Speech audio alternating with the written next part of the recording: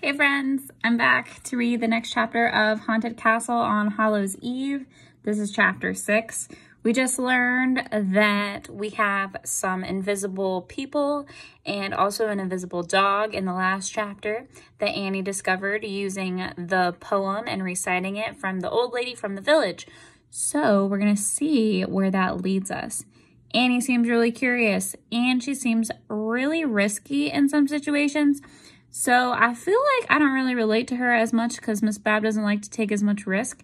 But I wonder what character you relate most to. I wonder if you're more of Jack, a little bit more reserved and careful, or if you think you're more like Annie, you think you're a risk taker. But I would challenge you to compare yourself to a character and see which character you like the most or which character you think you're the most like. I do think Annie is super brave though, so I wish I was a little more brave like her. We'll see what happens in this next chapter, which is chapter 6. It's called Merlin's Diamond. Jack and Teddy were speechless. They kept staring at Annie as she got down on her knees and talking to the invisible dog. "Hi, you," she said in a soft voice. "Are you hungry?" The bone dropped towards the floor. It flipped over, then rocked from side to side. "See?" Annie said to Jack and Teddy. "Now he's rolling on his back with his bone in his mouth. Poor thing." "Poor thing," said Jack. "We have to help him," said Annie. She stood up. "We have to help them too, the girl and her brothers." She hurried across the room. Jack and Teddy followed. Annie stopped at the small spinning wheel. "We can't see you," said Annie, "but we're not afraid of you. We want to help you. Can you hear me?" The spinning wheel stopped spinning. "She can hear us," Annie said to Jack and Teddy. Annie turned back to the ghost girl. "What happened to you and your brothers and your dog and everyone else in this castle? How did you all become invisible?" Jack felt a wave of cold air whoosh past him. "I think she's moving," said Annie. "Aye," said Teddy, "to the looking glass. See?" An invisible finger had begun to write something in the thick dust of the mirror. 4 words slowly appeared.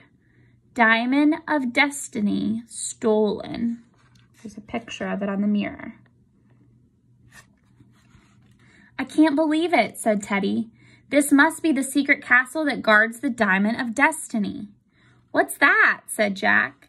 "A magic diamond that belongs to Merlin," said Teddy.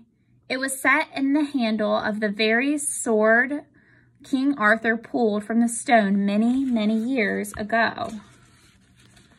"Oh, I know that story," said Annie. "That's how Arthur became king." "Yes," said Teddy, "and someday the Diamond of Destiny will give the same strength and power to the next rightful ruler of Camelot." "That's what Merlin must have meant when he said the future of Camelot depends on us," said Annie. "Indeed," said Teddy. Wait, said Jack. "I'm so confused. What does the Diamond of Destiny have to do with invisible kids and dogs?" "After Arthur became king, Merlin gave the diamond to a noble family of Camelot," said Teddy. "The name of the family was kept secret. As long as the family kept the diamond safe, they would have good fortune, but should they fail to protect it, they would fade from life." "Oh, so the family let the diamond get stolen," said Annie, "and now they've all turned into ghosts." "Precisely," said Teddy. "I wonder where the diamond was kept," said Jack. "Good question," said Teddy. "Certainly some special hiding place, perhaps in one of the towers." "Guys, look," said Annie. She pointed to the wall near the mirror. A long, heavy tapestry had been pulled aside to reveal a small door in the stone wall. The door was slowly swinging open. The ghost girl," said Annie. "She's showing us the diamond's secret hiding place." The 3 of them hurried to the stone wall and looked inside a tiny cabinet. The walls of the cabinet were made of gold and ivory, but the cabinet was empty.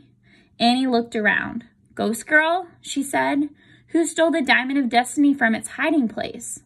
Letters began to appear on the mirror again. In the thick dust, the invisible finger wrote, "The Raven."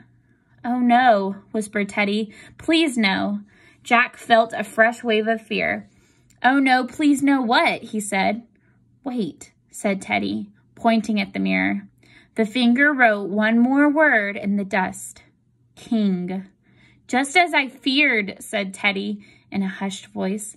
The Raven King. And that leads us to chapter 7, which we will continue reading next week.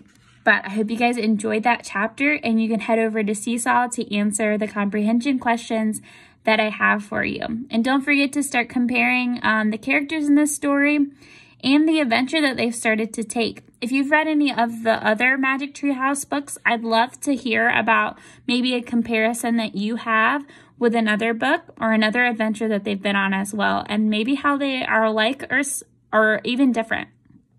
I hope you guys have a wonderful rest of your week, and I will talk to you guys soon. Bye!